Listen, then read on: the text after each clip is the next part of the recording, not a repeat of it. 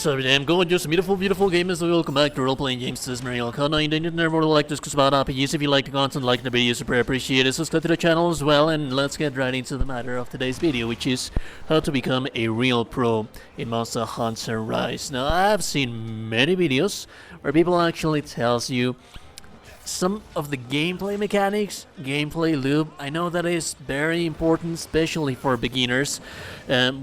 Basically, what these tips that I am going to give you, I can be pretty certain that they can be useful both for beginners and experts that seem to forget some of those little details. I'm going to be honest with you. Many of these gameplay details, you will see me doing some mistakes as well on my own in the gameplay that I am going to show you, because sometimes I myself, that I have been playing these games for thousands and thousands of hours, I forget some of these things which are very important. So in this video I'm going to show you, focus myself on some combat tips that will make you a pro in no time. For veterans, you will remember some of these little things that, well, I'm not perfect, I forget about them sometimes. That being said, let's talk about the combat.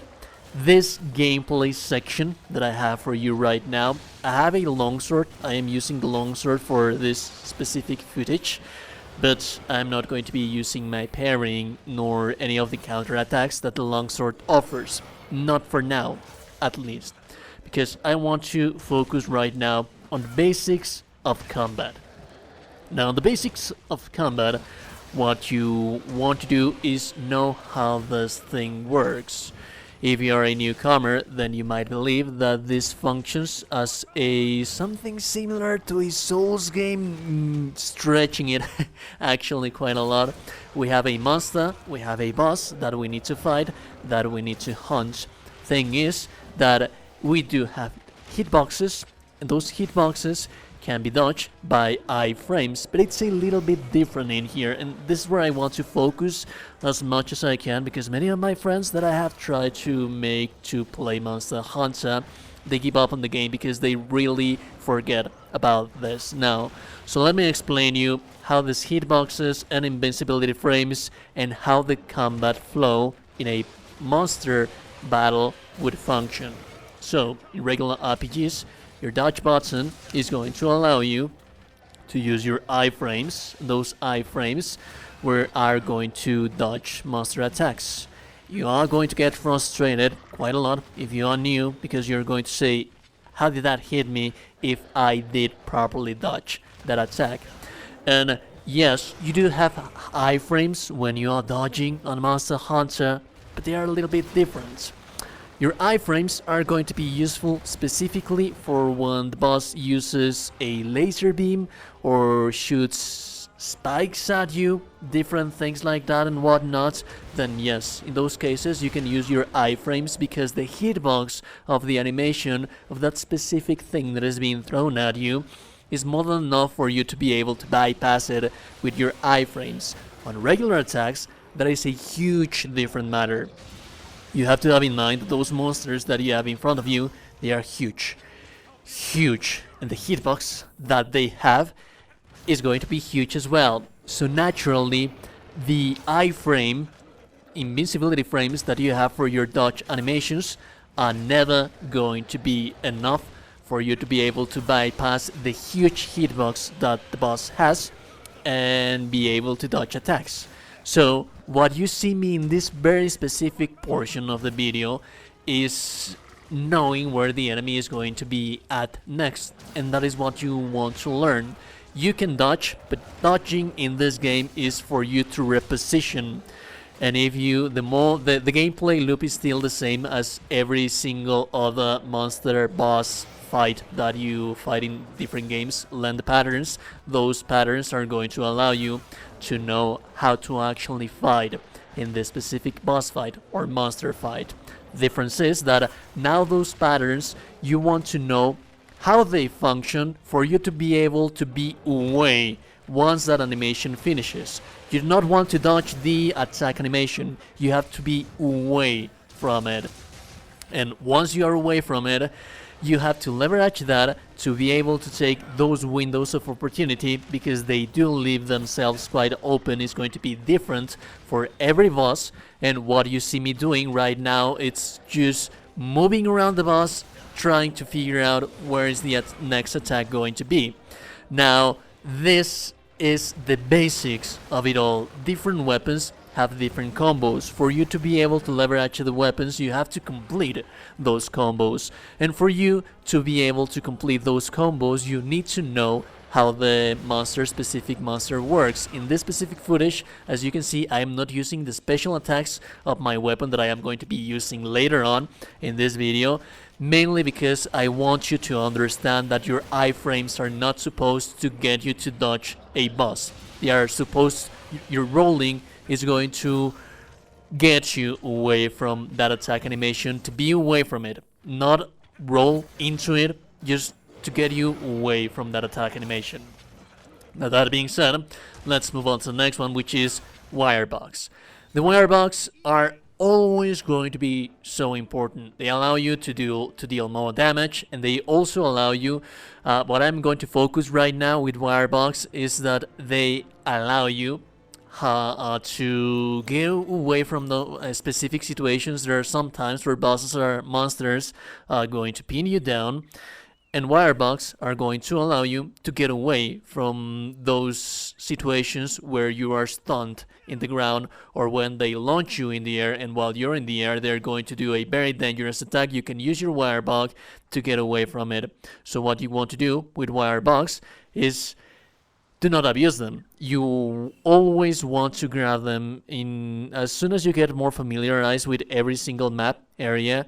You're going to see them lying around there. You are able to have up to 3 wirebox, and do not abuse of them.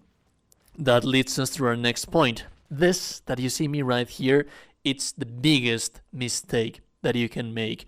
Learn how, when can you stand up and when do you want to stay on the ground. When you are in the ground, you have some amounts of invincibility frames that actually do allow you to bypass some of the attack animations that bosses has, but this that you see me doing right here, this is a very specific attack.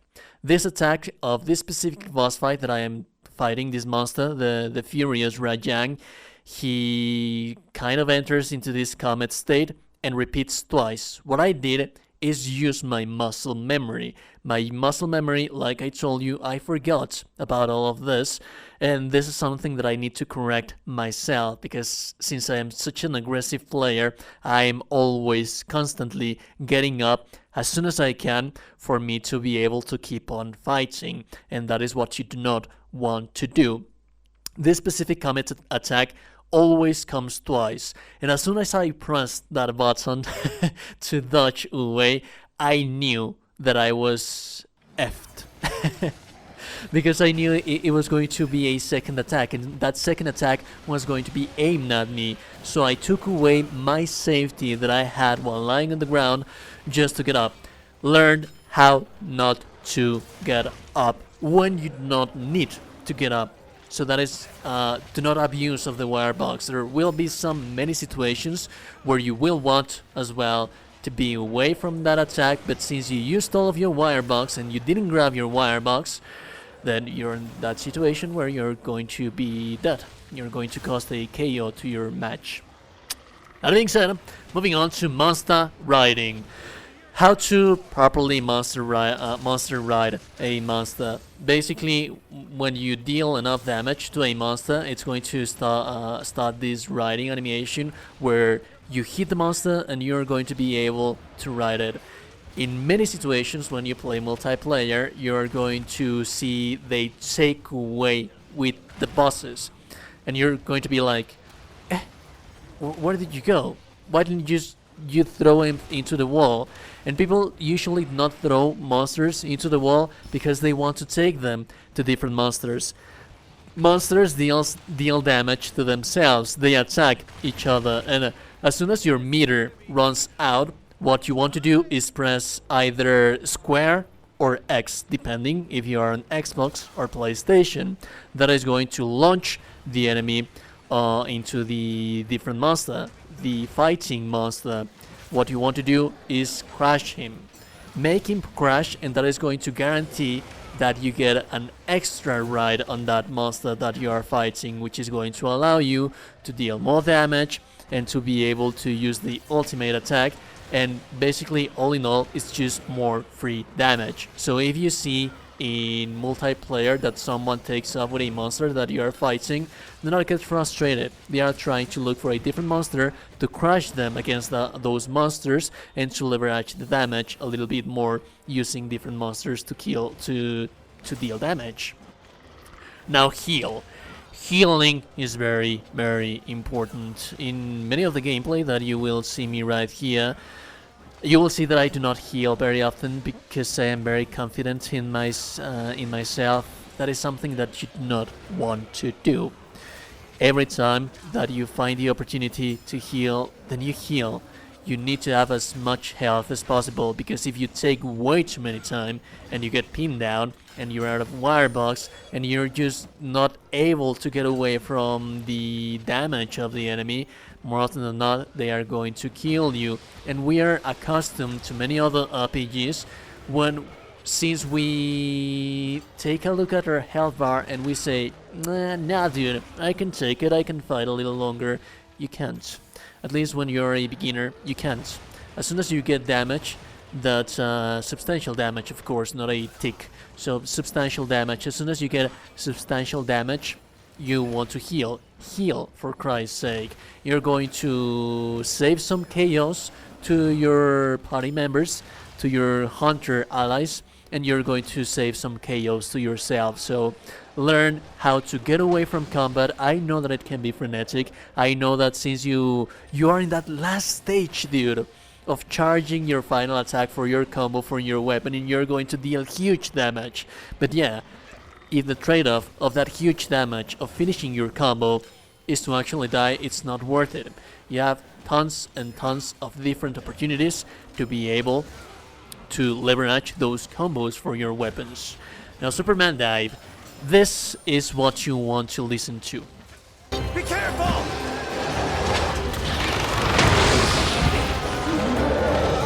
Here it comes! As soon as you hear this, the boss is going to do a ultimate attack. Usually is when they are in rage, and when they are in rage, your character is going to let you know that he's going to do the ultimate attack. More often than not, in most of the cases, once you reach endgame, early stages of the game, it doesn't really matter that much, but once you reach endgame, ultimate attacks are more often than not going to one-shot you. So how the Superman Dive works, basically what you want to do is run away. It's not going to work if you are not running in the opposite direction of the monster. So what you want to do is, as soon as you hear that screaming yell that your character is going to do, you get away from the monster, run in the opposite direction, and while you are running, it is very important that you are running, because if you are just walking, it's not going to work. Run away, opposite direction, press either X or A, depending on PlayStation or Xbox, that is going to cause the Superman Dive. In many situations, you can also use this to save yourself from different attacks that you actually do know what they are and what damage do they cause. And basically, this is free invincibility frames. While you are in the Superman Dive, you are invincible and they are not going to deal any damage. It doesn't matter the hitbox of the boss, and you're going to have invincibility frames as long as you are on the ground. You do not want to use this on combat on itself, because it's going to take way too long for you to recover from that and to get back in the fight. So yeah, you use that one at your discretion, but use it always when you see that your character is going to warn you that an ultimate attack is coming your way. That being said, finally we have Punishers. Now, I was telling you a little bit about the combos that you can perform, that you can deal to your characters. Different weapons are going to require huge amounts of time for you to be able to reach that finisher of that combo, and that unfortunately on Monster Hunter, that finisher that takes way too long for you to perform leaves you open for damage. and leaves you basically open to get your ass handed to you. So what you want to do is learn the monsters. Know when can you punish a monster. This specific case, what you see me doing right here, I wasn't able to fill up my spirit gauge, but I knew that in this point I needed to perform my finisher because there will be some certain attacks of different monsters and you have to learn those attacks by memory, and they're always going to be the same for different monsters. It's not going to be random. As soon as they finish doing a specific attack, for example this one on the Furious Rajang, when he finishes that double comet, when he goes once and then twice, you want to run all the way towards him because that is when you are going to be able to have time to perform your finisher. It's also a nice idea if you do not have enough sharpness on your weapon in this specific windows that you know that the monster is going to be open. It is a nice idea as well to sharpen your weapon. And that is basically everything that you need to know if you want to become a pro in Monster Hunter. If you like the content, if you find the video informative, a like on the video is super appreciated. And remember that no one told you today that you're a gorgeous and beautiful person. You are indeed a gorgeous and beautiful person. Have a beautiful day, and I'll see you goddamn gorgeous and beautiful people in the next one. Goodbye.